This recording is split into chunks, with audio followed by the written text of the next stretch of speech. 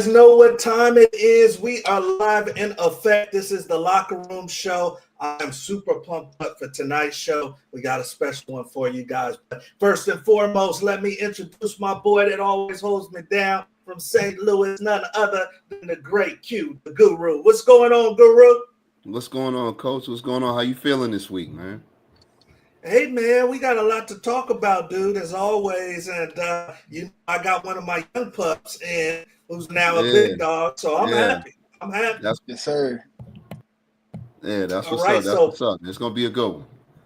yeah. So let's get into it, man. If you're rocking with us for the first time, this is the Locker Room Show. I'm your host, Coach Wood. You got the Guru with us as always, but tonight is about the gentleman in the middle of the screen. Topics are on the bottom ticker, you guys. We get in, we get out. There is no off season for the Locker Room Show.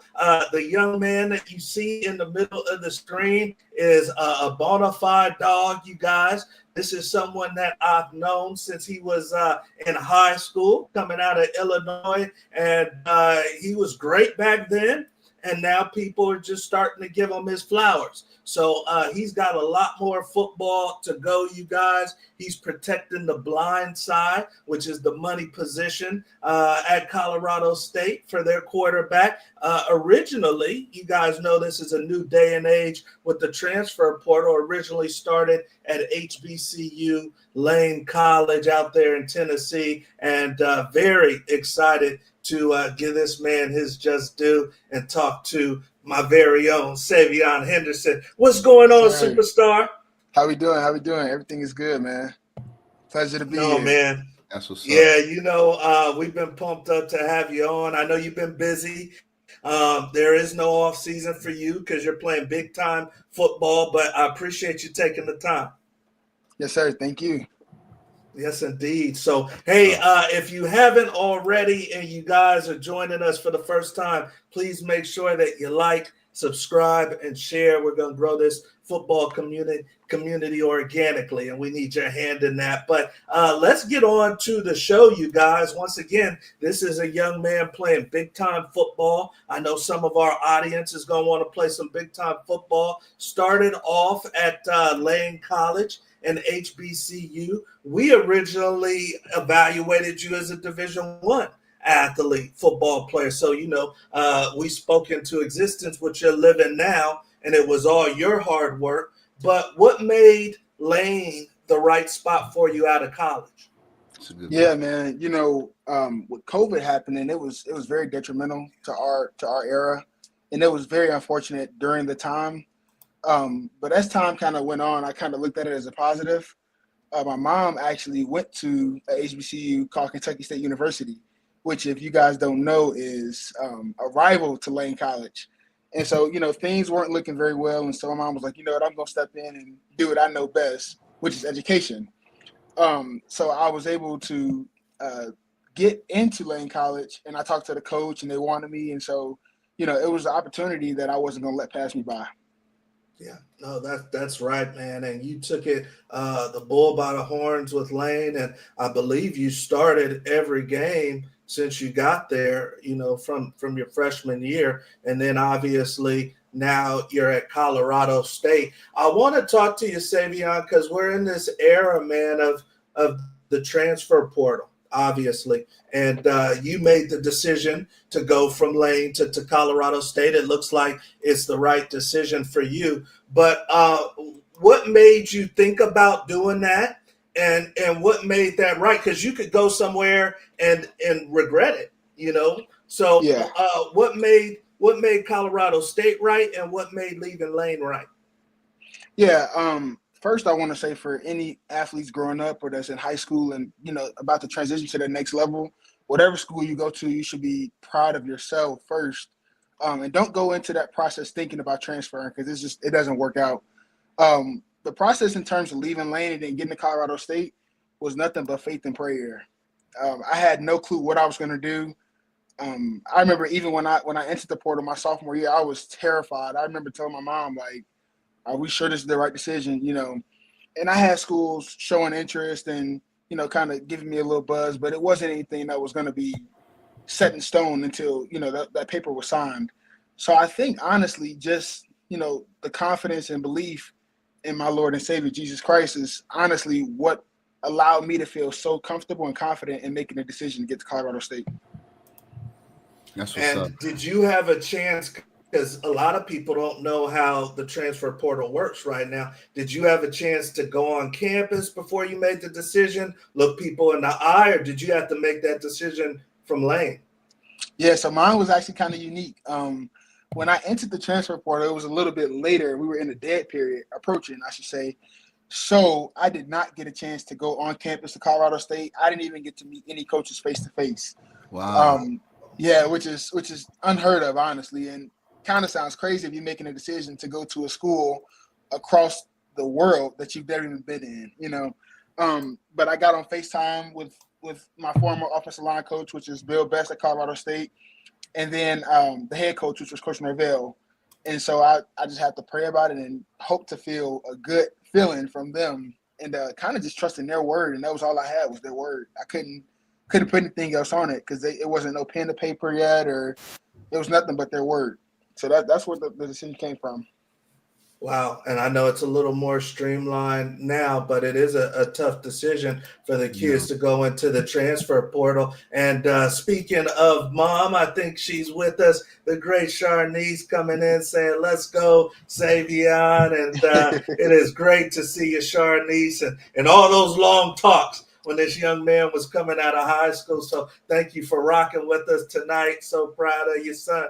We all are. And then, of course, as usual, the great Big Ruck coming in. Big Jimmy. Says smooth intro, perfect for off-season football talk, no doubt. Jimmy, we're going to get into it, baby. Q, talk to me a little bit, man. These kids are making portal reasons, and they're all making them for different reasons. It sounds like Saveyon made it for the right reason, but what's a logical or thorough reason in the guru's mind to jump into the portal? Well, it's a case-by-case basis, right? As I've always said, a lot of kids, I feel like they jump into the portal prematurely because they don't want to scrap for playing time, right?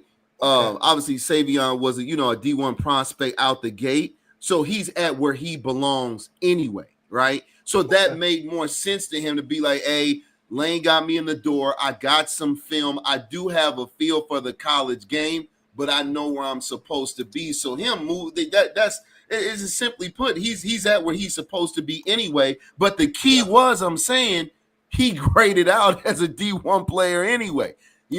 This might not have worked for every other kid, right? They might have jumped in the portal, not got any bites. Now you've left the HBCU. Now you don't have a spot there because they filled that up, right? So some people kind of really don't understand how good they are or not, right?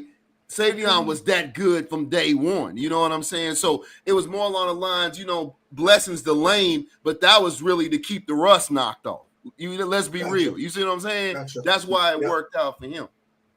And like Saveyon said, you guys, he came out during that weird time of COVID where, a lot of recruiters weren't traveling and he didn't get the type of evaluation that he probably deserves. So, some guys, go ahead. No, my bad. I didn't mean to interrupt. But one more thing, too, you got to take into consideration. And this is, parents and any players that are listening, too. I forgot to mention, and this might be the most important thing I can say on this subject matter. Sometimes hitting the portal, it's position sensitive. Everybody needs hogs. This boy is a hog. Go back to the pitch again. Go back to the pitch again where he pulling. Look at this boy pulling. Whoever getting met on the end of that, man, that boy, man, whoever that play right there, I guarantee you that one to the house. That's at least 10, 15 yards a pop right there. Everybody needs. So it's one of those things, you don't find big athletic dudes like that. You have to have hogs. There's no way around that. So sometimes hitting the portal, if you're a quarterback, maybe that might not be a good idea trying to get, you see what I'm saying? It's not enough. The need isn't always there if you're a quarterback or if you're a running back or if you're a receiver. We got 1,000 receivers, but we got a big athletic tackle? Shit. Great point. You see what I'm saying? So that portal it's position sensitive. Not everybody can find a good DB. That's hard to find. You can find good receivers. It's hard to find a DB. You mind if I say something too? Yeah, of course. But I'm sorry, Yeah. I didn't mean to cut you off. No, you good. yeah, of course. I want to say this too. My freshman year there at Lane College, like I said, don't ever go into your school, wanting to transfer. But I did personally. But I had to shake that off, and I talk to my mom all the time. If you guys don't know, which you probably don't, my mom is my best friend, so we talk about everything business and then relationships. But I had to understand that Lane was my opportunity first. And I remember my sophomore year, my freshman year, I wanted to leave Lane.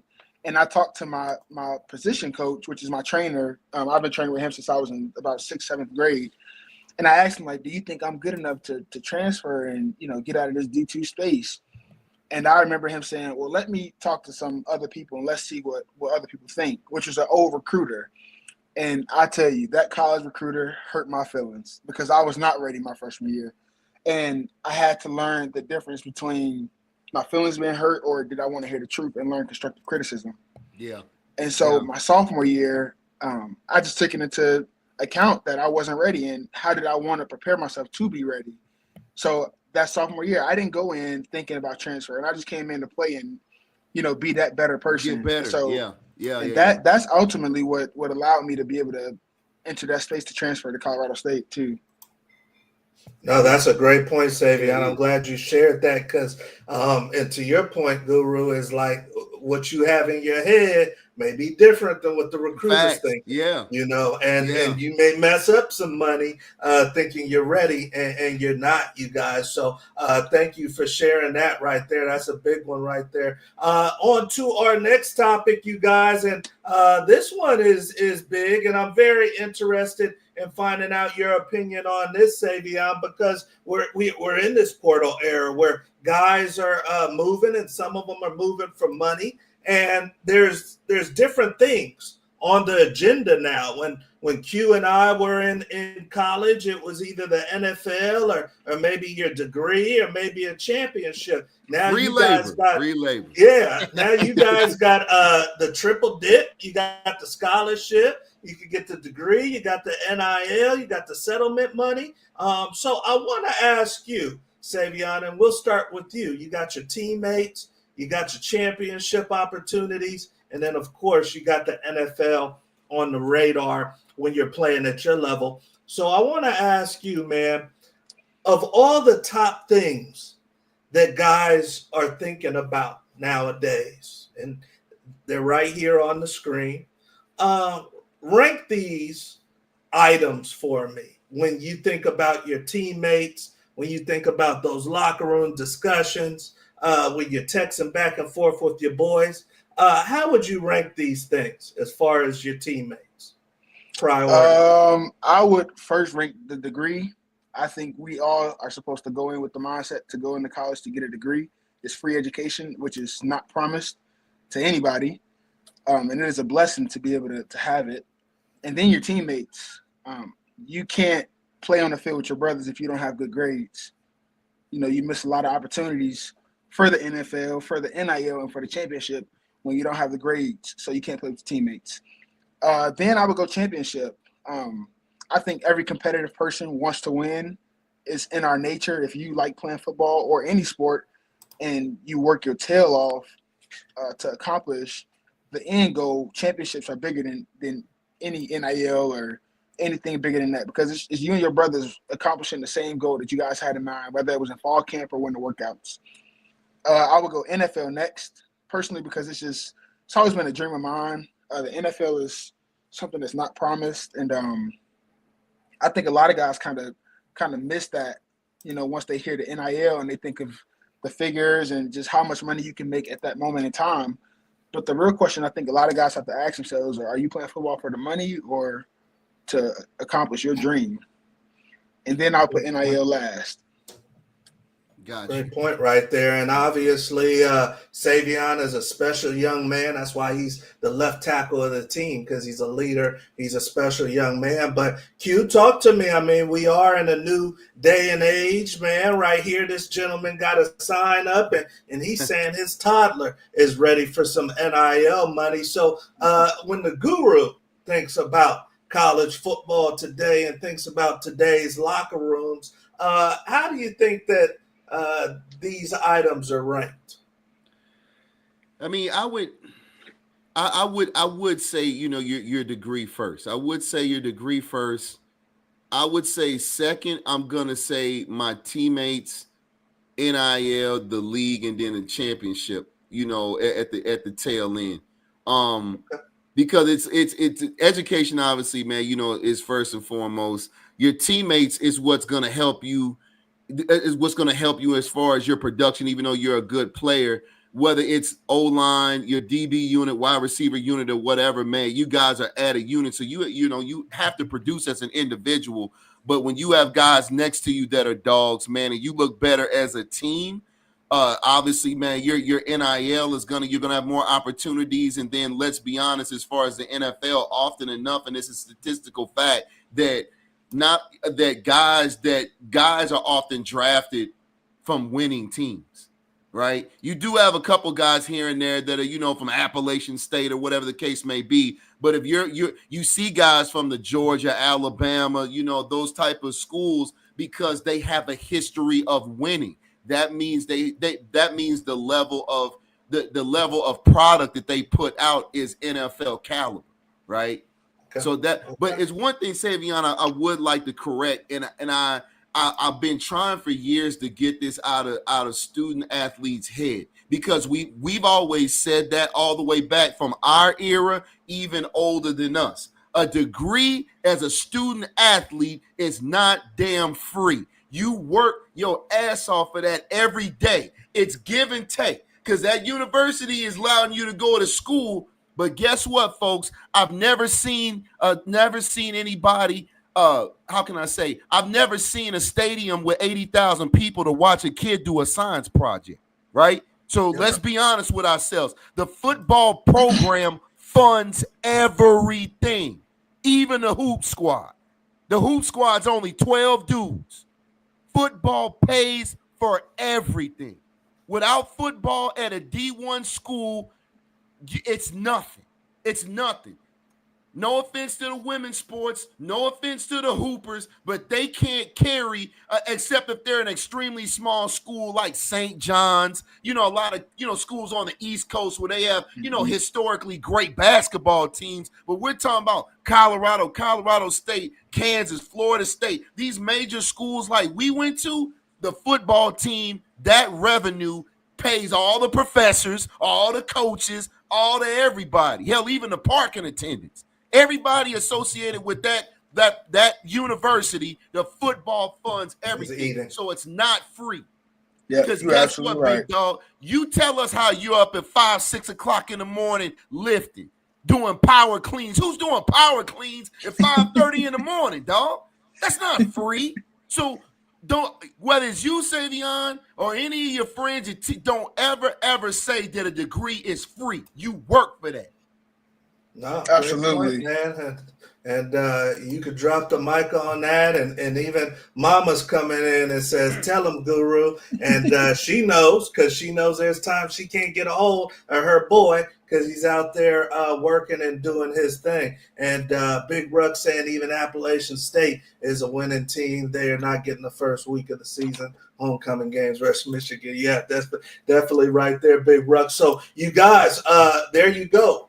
This is how he feels that guys are thinking in the locker room today when it comes to this item, because there's a lot on these kids' minds. There's championships. There's the NFL. There's their teammates. Should I leave my teammates? I'm trying to get a degree. And then there's NIL money too. So a lot for this young man to juggle, and he's doing it with style. We're on to our next topic, you guys. And if you haven't already, please make sure that you like, subscribe, and share your In the Locker Room show with Coach Wood, the Guru, and the great Saveyon Henderson, you guys. So, Saveyon, I wanted to come by because you're in the middle right now of the off season. Things are getting going. We already talked off camera about what you're going through. So, there's some offensive linemen that are in our program, and they're wondering how to get better this off season. And they want to hear from you, somebody that's doing it, somebody that's protecting the blind side. What are some things that an offensive lineman should be doing this offseason to get better?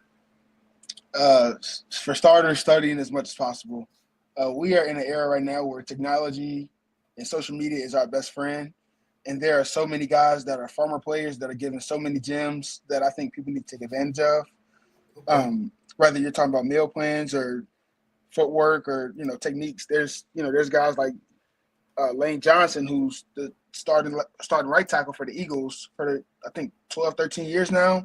Yeah. And he posts workouts all the time. And I think, if you want to get stronger or you want to get better and that's a person that you idolize, it's very easy to watch him, take notes, replay the video, even screenshot it or screen record it. So it's super easy to do that. Then watch film if you have the opportunity to. Work on yourself and just yourself only. I think slow progress is better than no progress. So if you can continue to look at yourself and say, okay, well, I messed up here. How can I fix that? Or I constantly opened up at the point of attack or on my second step. How can I fix that? Focus on one small detail and the rest will take over from there. I love it right there. You young offensive linemen listening. I'm thinking of the Eli's, the Carson Browns. You guys listen to this. The Nigels, listen to what he's saying. He's doing it under the lights, you guys. So keep this in mind. Q, talk to me for the DBs. This is an off season. I'm going into freshman year at Cincinnati, North Carolina. What do I need to be thinking about? Man, it's one thing, man, that I would tell young players that I had the opportunity to do as well, and that's one of the it's on all levels, but it's especially the case on a D1 level. If you're at a D1 school, 9 times out of 10, at some point, your position coach has coached a few dogs that are in the league. Have him put you in contact with them, and I'll tell you exactly what I mean. When I was at Kansas, one of our younger strength coaches, Big Matt, he got me in touch with Rondé Barber. Why? Because he was a starting left tackle and blocked for Tiki for 3 years. And and Rondé helped me so much because I was asking him week to week to week any and every question I could. So get with your position coach or your head coach. These dudes didn't just start coaching yesterday. They've had a couple of killers that come through their fingers over the years. Put you in contact with them and find them on social media and hit them up, man, and drop something in there, message them. They will hit back. Hey, Coach such and such told me to hit you up. Oh, yeah, hey, how's Coach doing, man? Yeah, and then you go from there, right? But get in touch with these OGs, man, through your position coach or your head coach or your coordinator, dude. It'll help a ton because you're getting sauce from a dude that's been there where you already trying to get to, in addition to your coach. Great point right there. And what about at the high school level, Q? I'm a junior. I'm going into my senior year. Is it the same thing? Go to the coach, or should I go somewhere else to get a good tip? Absolutely, man. Go to your coach. And again, man, even if that's not the case, man, sometimes on a high school level, coaches may not have a whole lot of connect, a whole lot of pull, depending. As he just said, man, social media is the ultimate weapon, man. Who cares, man? Reach out. Reach out to dudes, man. They will hit you back. Yeah. It's too many guys out there, man. I don't get like Saveyon. If I'm you, I don't give a damn, man. I'm hitting Jonathan Ogden in the morning. He might hit back, he might die, but what if he does though? What type of sauce you gonna get there? I might hit Tony Baselli, right? He might hit back, he might not. But if he does, what type of sauce can I get from him? You see what I'm saying? Yep. I might hit one of the Pouncey twins. What if they hit you back? You see where I'm going with it? Yep, hit them, sure. dog. Send them a message, man. No, that's a great point, Q. One thing I always tell young athletes is that you're two of the things that people that are about something, whether they have money, whether they have influence, you are two of the things that they like the best. They like young people and they like people that are athletes. So if you're a young person and you're an athlete, there's pretty much nobody you can't reach out to and have a chance like Q is saying, to reach out and get them, you guys. So that's a good point. We're on to our next topic, you guys, and we're ripping and running through the Locker Room Show with the great Saveyon Henderson. This is somebody you got to keep an eye out this coming fall, you guys, because he's doing big things in the Mountain West Conference. Loving this kid and the way he moves. So let's talk about mentors, Saveyon, because you already mentioned, man, hey, mom holds it down for me. If we on top, I'm counting on mom. If we on the bottom, I'm counting on mom. So I want to ask you, man, because there's athletes move different ways. Do you think you could be as far as, I already know the answer to this, but do you think you could be as far as you are today without someone like your mom in your corner? Yeah, no, not at all. Yeah, my mom is hard on me for sure, but she also does it with tough love. Not having that father figure in my life, she had to, kind of do a double, and so she does a great job. So I definitely don't think without her, I wouldn't be this far for sure. Okay. Now, as far as your teammates, do you think, if you had to put a percentage on the teammates having someone like your mom next to them, what percentage would you say guys have that type of support? Man, it's such a hard answer to give you because so many people have different backgrounds and different motives too. My motive is proving myself right, making myself proud while also making my mom proud too. Someone else's motive could be I just want to make money or I want to do this for my grandma. So it's kind of hard to really tell you how someone like my mom could affect somebody else because someone else could say, yeah, I hear you, but whatever. So it's kind of just depending on the person and how they operate or what pushes them. I love it because you guys are definitely individuals. Q, talk to me, man, before you got ready for your pro timing day, before you got ready for the big game versus Notre Dame, who was getting that call, if anybody? Man, I told you, man. You know my answer. Always going to be my high school coach, man. Always going to be my high school coach. I say this show after show. It's something about your relationship with your high school coach, man. That is a lifelong relationship, man. I can call Rick Gorzinski right freaking now. Old man's probably asleep, but he going to answer the phone, right? So, if it's not, you're a parent, but 9 times out of 10, it's going to be a high school coach, man.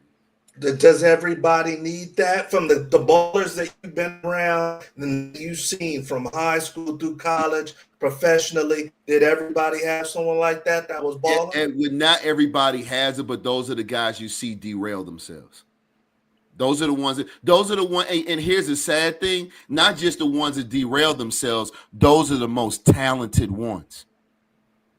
The most talented ones, and they derail themselves because they don't have a mentor.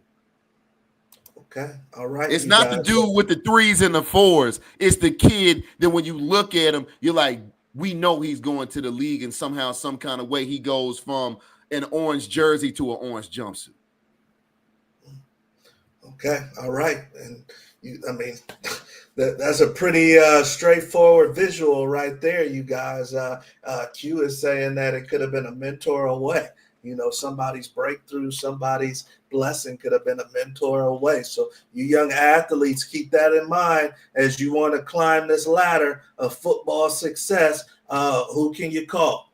Who can you call? So we are on to our next topic with the great Saveyon Henderson, and I am excited, you guys, to take this young man through the lightning round, you guys, the lightning round. This is our version of word association, 60 seconds.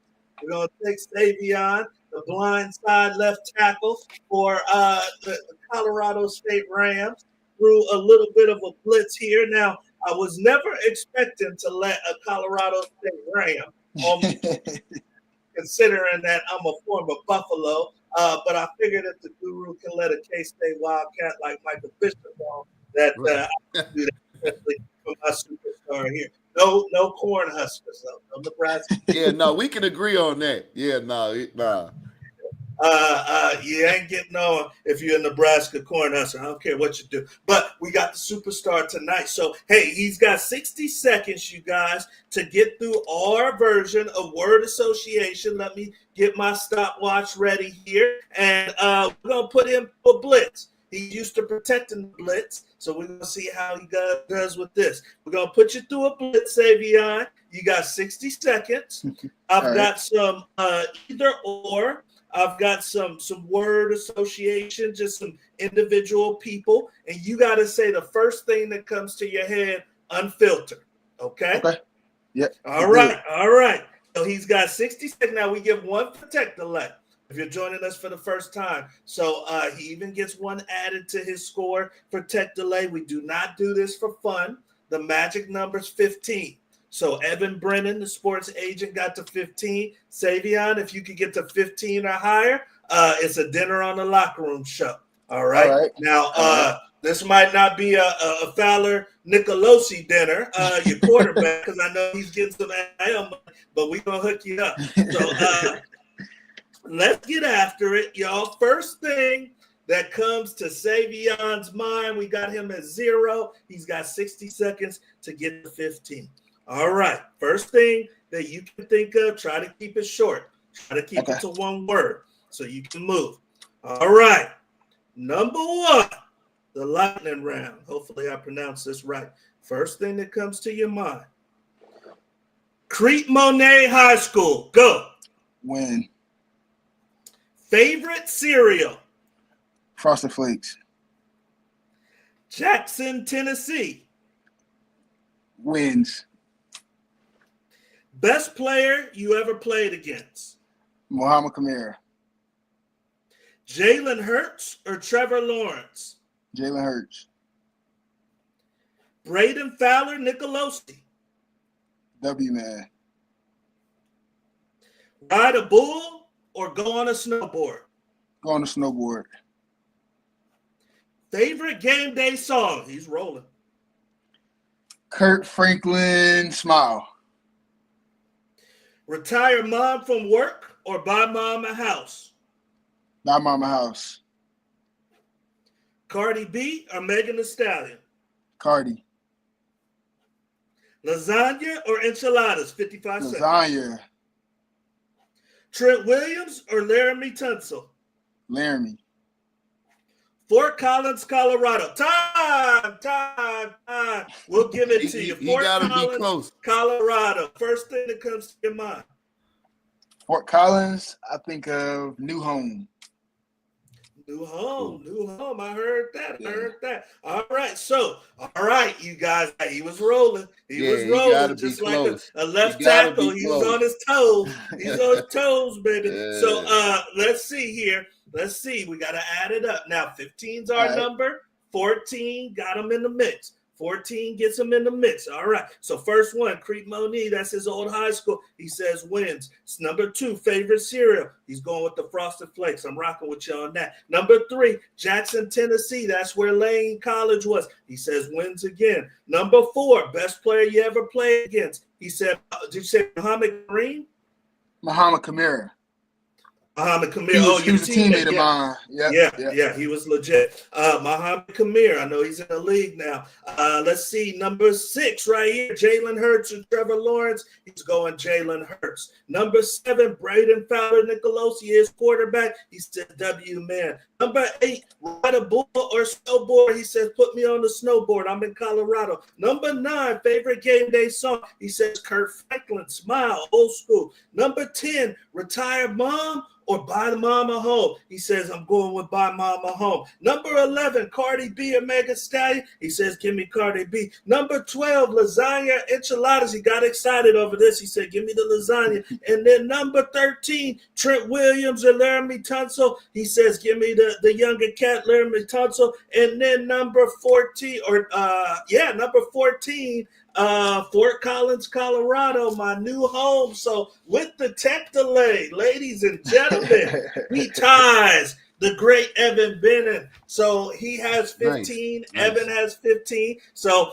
if nobody breaks your record before the season, we got to bring y'all back for the duel off. Okay. Definitely. So dinner on us. Dinner on us. Great job right there. So we are on to our last topic of the show. Thank you for rocking with us, you guys, and the great Saveyon Henderson. This is the Q&A portion of the show. If you're live with us, you got a great question for this young man, please put it in the comment section because the comment section is open. But Guru, I know you got a great question for the great Saveyon.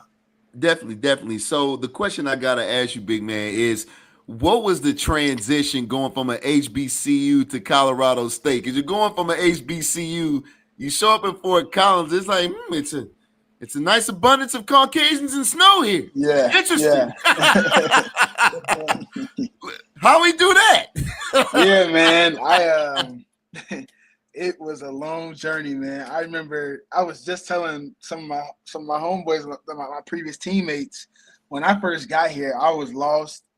People couldn't understand the lingo, and so I would be on FaceTime with my best homies from Lane. Yeah. And while I was trying to navigate my way to my classes. Right. Because I didn't know anybody else and nobody was willing to, help me out. Yeah. And so I'm like, okay, I'm here, I'm new, and I don't know where I'm going. So I would hop on the phone with my homies and we would figure it out together. And I get to class and I'm like, all right, I'll hit y'all when I'm out of class, go to the next class. And it just kind of stuck, and that was how things worked. And I joke about this now, but my homies from Lane or ones that's not even in college probably know this campus like the back of their hand because we was on the phone figuring it out together. Right. That's dope. That's dope. But this is the funny part. This is the funny part, right? This is the funny part is when you first got there, because don't nobody know you yet, right? They don't know you're a killer, right? You know what I'm saying? You know that. Coaches know that. Don't nobody know that. Don't nobody want to show you the class. Nobody want to rock you around. Then all of a sudden, you're out there on Saturdays killing people. Now you got to, hey, you need some help to class? Yeah, it's right over here. You know what I'm saying? Hey, come on, I'll show you. How that changed. Oh, yeah, you're number 77, right? Yeah. Now all of a sudden, everybody your best friend. They figure out you a killer. Now everybody want to be your buddy. So that's funny how it goes like that. No, 100%, man. That's the power of being a student athlete. Before we let you go, talk to me about being in the room with all the other offensive linemen, but being the one that has the assignment of protecting the backside of your quarterback, the blind side of your quarterback. I know that he's a talented young man, and I know that there's a lot on his shoulder. What does that assignment mean to you, Saveyon? Yeah, first I want to say when I got here my junior year, I had never played left tackle in my life, ever. I had only been a right side player. I played guard in high school. When I got to Lane, I was originally supposed to be guard, and I got moved to tackle due to just various reasons. Yeah. So when I got here, I always heard about how important left tackle is. And so I think I had to go through a confidence check within myself, man. My junior year was very rough because I was learning, and I was learning on the go while having to still play. And so, I had my teammates in the rooms and just trying to motivate me and encourage me as much as possible, honestly. But it was rough, and so my senior – so I'll tell you guys this. My junior year, I was ranked one of the worst offensive tackles in college football because I was learning left tackle. And so I had a talk with my offensive line coach, Coach Best, and it was kind of just not giving a crap. I don't want to curse, but just not caring anymore. Yeah. And more so not caring about – the past play or what happened last or how you missed this, but just moving on to the next play, because if you're stuck in the last play, you can't get to the next play. Thanks. And so my senior year, which was this past season, I was ranked like top 20 in tackles in the country, not just in Mountain West, but in the country. So once I kind of learned within myself that I'm who I say I am and I can be anything that I want to be, and just learning like, man, it's football. Like, if Brady get a little tap on the shoulder, we're going to pick him up. We're going to keep on moving, which I didn't allow that to happen. But the point is just keep going, And so I think just learning that made it a lot easier to play left tackle. And it became fun instead of a stressful job. Because, when your quarterback can't see nobody coming from his blind side, and then he get hit in the back or something, it's a bad feeling. You're looking at your quarterback on the ground, and he pissed off at you. And, he not going to say it, but he pissed. And so just kind of dealing with that and then learning, like, man, I'd rather have fun than stress about this. Right. I was able to sleep better at night, and I was able to understand things, Yeah. No, Well, 100%, man. that's one thing too, man. I often tell kids, man, especially any kids, that do have any aspirations, on trying to get to the next level beyond college, and get an opportunity, in the league, man, is make yourself a Swiss Army knife, right? With DBs and wide receivers, running backs, it's your position and then it's special teams. As you said, that's what makes you more valuable as a player, even on the collegiate level, because it's like, okay, he's a tackle, but his background is a guard, right? Yeah. So you still remember that as you're learning that. So it's like, man, you come this ambidextrous player where, man, we can plug him in at where we need if we had to. So you're upping your value. And that's what I always tell guys, man, figure out how to up your value outside of just your one position. Learn another position. So if you're, maybe not center, but other than that, man, look at if you're a tackle, man, understand the guard position and vice versa. If you play corner, honestly, learning center is probably one of the best things that I've done too. Because the more you can play, the better, and the more valuable you are, and the more money you can make too. Yep. I just learned how to start playing center. I started snapping, and it was, like I said earlier, I'm a competitive person. Once I kind of learn something, I'm like, man, I want to get it, and I've been this way my whole life, to where if I'm, serious about something, it'll keep me up at night if I can't get it. I remember my freshman year at Lane, our left tackle had went down, and they were telling me, or my sophomore year, sorry, they were telling me I was going to have to possibly play left tackle for our first game of the season. And I remember telling our O-line coach, like, it's not happening. Like, I can't do it. And so he was like, well, you got to figure it out, because you're the only person that I trust to go there besides our previous tackle. And so I remember I went to sleep at like 8 o'clock. I woke up at 2 o'clock in the morning. We had workouts at 5:45. I was watching Tyron Smith, Trent Williams, all these left tackles, just seeing how their stance was, how they got out of the stance. Because if you don't play offensive line, the one thing that is the hardest is to switch from left to right. It may sound simple, and it may sound like the easiest thing in the world, but you have to learn how to redo everything at an extremely efficient way, and just completely different. But I think, just learning every position on the offensive line is probably the best thing you could do, because I remember I didn't want to play center. I was like, I'm not doing it. Like, it's lame. You got to snap the ball and then block. You got to remember everybody's job. But this past year, man, I started learning what everybody had to do, and I started understanding. Like, I would ask receivers, like, well, why do you go this way? Or why do you, push past this guy or push crack this guy? What are you doing that for? Why do you want us to tell you the point? Because it matters. And so once you do things like that, you begin to understand the game a different way, Makes it a lot easier. So I think learning every position on the offensive line or in the receiving room or, a skill guy is probably the best thing you could do for yourself. Absolutely. Amazing, man. That is big time right there. And you guys also heard him say that his coach pulled him aside and gave him a vote of confidence too, where he wasn't looking over his shoulder and said, let it all hang out, you guys. So some of you guys, I remember at Q looking over the shoulder sometimes, and you can't play that way. So definitely good advice right there. And, no offense to any NFL fans, but the Rams can use this young man. Yeah, that's your team. I know the Rams can use this young man. Any team most definitely can use him. Justin, thank you for joining us, Justin. Jaden comes in, and he's saying he's a big dog out there on that field. And then, of course, Mama Charnice is saying that she's so proud of you, man. So, hey, dude, you doing everything by the book. I just put a big old smile on my face to sit there and watch you on Saturdays do your thing. So keep up the great work, Saveyon. Thanks for coming on.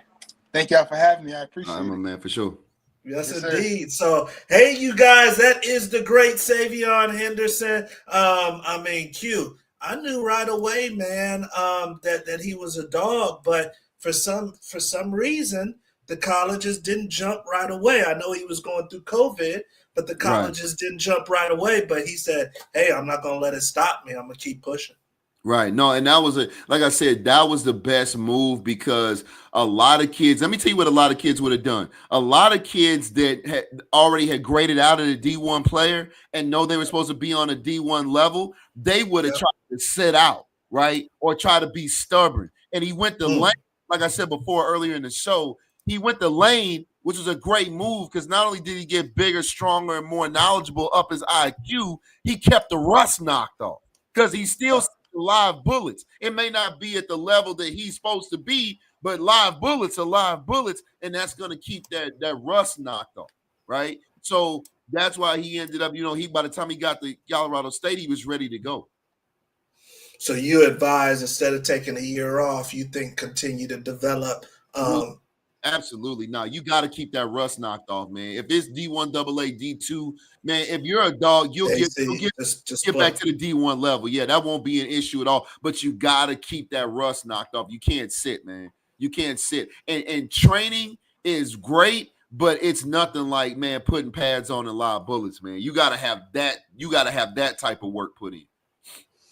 Okay, you guys. So you're hearing that right there from the guru, and you heard Saveyon's story. He's saying, do not sit back just because you don't have the D1 offer that maybe you deserve. Find somewhere where you can play, develop, and you're going to get where you need to go, just like Saveyon. So, hey, hopefully you guys enjoyed tonight's Locker Room Show. Once again, if you haven't already, please make sure that you like, subscribe, and share. Help us continue to build this community. If you are a young football player out there, class of 2026, this is your time, baby. You guys are going to camps, and we want to help out. Make sure you guys get the scholarship offer you deserve. We knew Saveyon since his high school career, and we want to start with you guys in high school or JC2. So check out beforeyougopro.com. Tons of great resources there for you. And then some of you guys may have a chance to get your hands on some dollars, just like Saveyon is up at Colorado State with NIL. You better be ready for this game. They just opened it up in Texas, Q, where the high school seniors can start to get paid, man. So now it's going to be everywhere. And they get to triple dip, Q. They get the scholarship money. You could have been at Kansas with a full ride scholarship, a little NCAA Kansas revenue share, and then also the local dealer want to throw the guru. Hey man, I'm telling you, but man, these boys getting paid senior year in high school, and that's the thing. Like, man, definitely Cali in Florida, man. Is ridiculous football states, but man, Texas is a different creature, dude. Like, these people spare no expense when it comes to the football down here, man. And especially the large programs like Duncanville and Oak Cliff and Katy. And, man, I think Katie's got like a $50 million stadium, man. These are kids. These kids. Wow. They don't spare no expense, dude. So it's like, I was waiting on this. I was like, man, when they peel the Band-Aid off. You saying the quarterback at North Shore and Katy is going to be doing all right. Man, it's some of these kids that will see a meal before they ever eat. But man, it's kids down here in Texas it's kids down here in Texas that will see a meal before they even walk across the stage and graduate from high school. Okay, so you're getting it from the guru. He's saying they opened the floodgates. So this is pro football, you guys, pro sports. He's saying from the local community and maybe the college recruiting the kid, you're going to see a high schooler making $1 million in Texas. So it wouldn't shock me. That's what Big Ruckus says. So hopefully you guys enjoyed tonight's show with the great Saveyon Henderson. Make sure you keep an eye on him. Make sure you keep an eye on the Locker Room Show. We will be back next Thursday, you guys, with another great football guest for you.